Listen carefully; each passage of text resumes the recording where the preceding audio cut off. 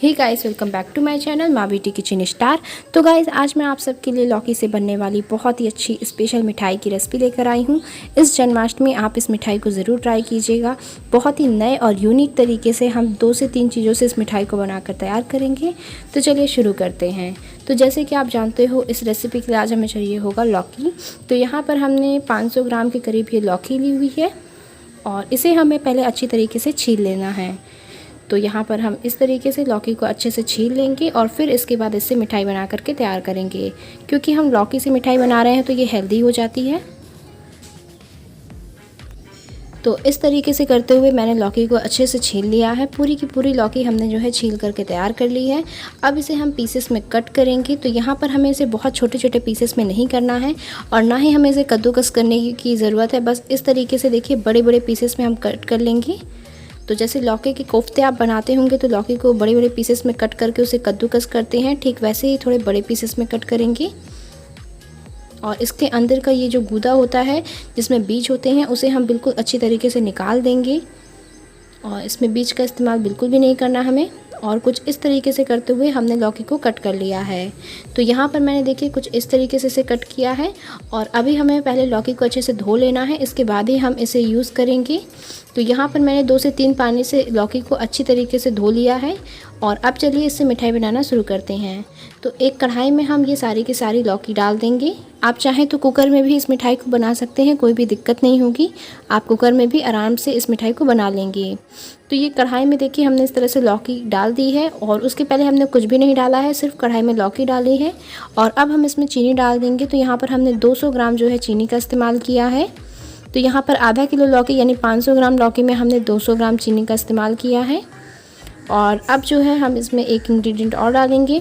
तो यहाँ पर हम इसमें डालने वाले हैं दूध। तो जितना हमने यहाँ पर जिस कटोरी के नाप से चीनी डाला है, उसी कटोरी के नाप से दूध डालेंगे। तो यहाँ पर लगभग 250 ml जो है हमने दूध डालना है। तो यहाँ पर आप कोई भी दूध का इस्तेमाल कर सकते हो। तो ये हमने 250 ml इसमें दूध जो है वो डाल दिया है। और इस तरीके से दूध डालने के बाद हम इसे अच्छे से मिक्स करेंगे।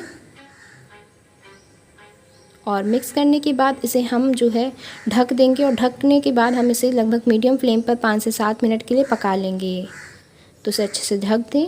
और ये जो चीनी है ये सारी की सारी जो है इसमें घुल जाएगी और हमारी जो लौकी है वो अंदर तक मिठास भरी हो जाएगी। तो इसे ढक करके हम पकाएंगे, इससे जल्दी कुक हो जाएगी ये।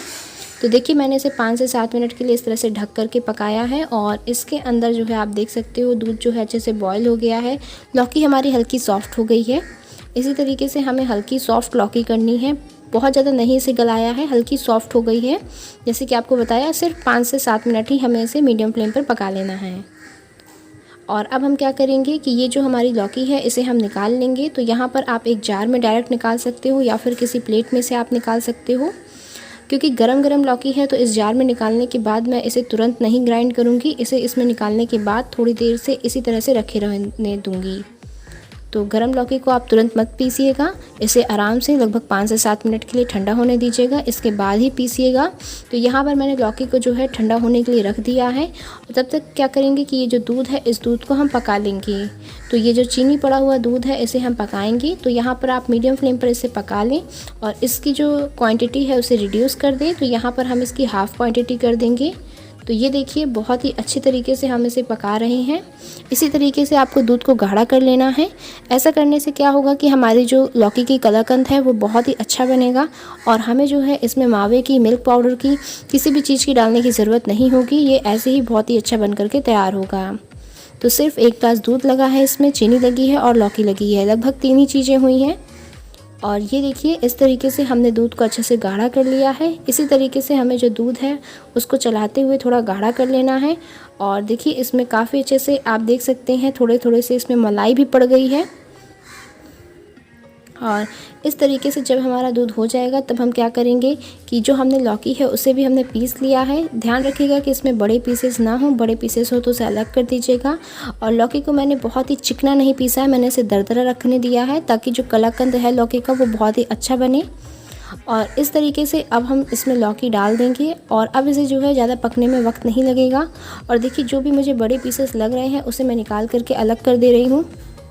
तो ये ज़रूर से आप ध्यान रखें कि इसमें बड़े पीसेस ना रह जाएं और उसे अलग कर दें। तो गाइस अगर आज की रेसिपी पसंद आए तो वीडियो को लाइक ज़रूर कीजिएगा। और ये देखिए कुछ इस तरीके से हम इसे मीडियम फ्लेम पर पका लेंगे। मीडियम टू हाई फ्लेम पर आप इसे पका सकते हैं, आराम से जल्दी से ये पक जाएगा, कोई दिक्कत नहीं होगी। और यहाँ पर हमने 2 इलायची ली है जिसे हमने इस तरीके से खोल करके डाल दिया है। मैंने कुछ इसी तरीके से इलायची को खोल करके डाला है, आप चाहें तो यहाँ पर पाउडर भी बना करके डाल सकते हैं। इलायची का फ्लेवर अगर आपको अच्छा लगता है तो ही आप डालें, अगर नहीं पसंद है तो आप इसे स्किप कर सकते हो। ये बिना ही इलायची के तो भी टेस्टी लगेंगी। तो ये देखिए अभी ये किस तरीके से पक रहा है। अभी हमें इसे बहुत ही अच्छे से पकाना है जब तक कि इसका जो मॉइस्चर है वो सारा का सारा ख़त्म नहीं हो जाता और ये एकदम डो के जैसी नहीं हो जाता। तो इसे हम पकाएंगे। और अब आप देख सकते हैं इसका मॉइस्चर जो है, यानी कि जो इसका दूध था वो काफ़ी हद तक जल चुका है। हम इसे थोड़ी देर और इसी तरह पकाते रहेंगे। तो ये देखिए अब ये थोड़ा थोड़ा कंबाइन होने लगा है। इसमें ज़्यादा दिक्कत नहीं होती है अगर आप चला रहे हैं या नहीं चला रहे हैं, बीच बीच में आप चला दीजिए, कोई भी परेशानी नहीं होगी। तो अगर आप मिठाई बनाना चाहते हैं तो एक तरफ आप मिठाई बना सकते हैं, दूसरी तरफ आप कोई दूसरा काम भी कर सकते हैं, क्योंकि इस मिठाई को बहुत देर चलाने की या फिर इसको देखने की ज़रूरत नहीं है। आराम से आप इसे बीच बीच में चला दीजिए और इसे अच्छे से भूंज लीजिए। तो यहाँ पर देखिए ये कुछ इस तरीके से भुन गई है और हम कुछ इसी तरीके से इसे भूनते रहेंगे। और अब देखिए ये बिल्कुल अच्छी तरीके से चेंज हो गई है, बहुत ही अच्छे से भुन गई है, कंबाइंड हो रही है। आप चाहें तो इसे हलवे की तरह भी खा सकते हैं, जैसे कि लौकी का हलवा होता है, तो भी ये खाने में बहुत टेस्टी लगेगा। और चाहे तो इसे कलाकंद के जैसे जमा भी सकते हैं। मैं आज इसे कलाकंद के जैसे जमाने वाली हूँ ताकि जन्माष्टमी पर इसे हम भगवान को भोग लगा सकें। अब यहाँ पर इसका कलर मुझे कुछ अच्छा नहीं लग रहा था तो मैंने क्या किया, थोड़ा सा ग्रीन फूड कलर डाल दिया। तो अगर ये आपके पास है तो आप डाल दीजिए, इससे बहुत ही अच्छा मिठाई का कलर आ जाएगा। और अगर नहीं है तो आप इसे ऐसे ही रहने दीजिए, तो भी मिठाई हमारी खाने में स्वादिष्ट ही बनेगी। बस हमारी सबसे मेन चीज़ होती है कि जो भी चीज़ हम बनाएं वो स्वादिष्ट होनी चाहिए। तो यहाँ पर हमारी जो मिठाई है वो बहुत ही स्वादिष्ट बन करके तैयार होगी। तो यहाँ पर आप देखिए बहुत ही अच्छे से जो है ये चिकनी हो गई है, इसने कढ़ाई को बहुत अच्छे से छोड़ दिया है, एकदम डो की तरह कंबाइंड हो रही है। अब चाहें तो यहाँ पर आप 1 चम्मच घी डाल सकते हैं, ये पूरी तरीके से ऑप्शनल है, नहीं डालेंगे तो भी कोई ज़्यादा खास प्रभाव नहीं पड़ने वाला। तो यहाँ पर मैंने 1 चम्मच घी डाल दिया है ताकि मिठाई में जो है थोड़ा ग्लेस आ जाए, तो सिर्फ इस वजह से मैंने डाला है। अगर आप नहीं चाहते हैं तो आप इसे स्किप कर सकते हो। और ये देखिए हमारी जो मिठाई है कलाकंद, उसका जो डो है बिल्कुल अच्छी तरीके से लग गया है। इसी तरीके से हमें इसका टेक्सचर होना चाहिए मिठाई का। और अब जो है हम क्या करेंगे, गैस को बंद कर देंगे और इसे उतार लेंगे। तो गैस को बंद कर दें और इसे उतार लें।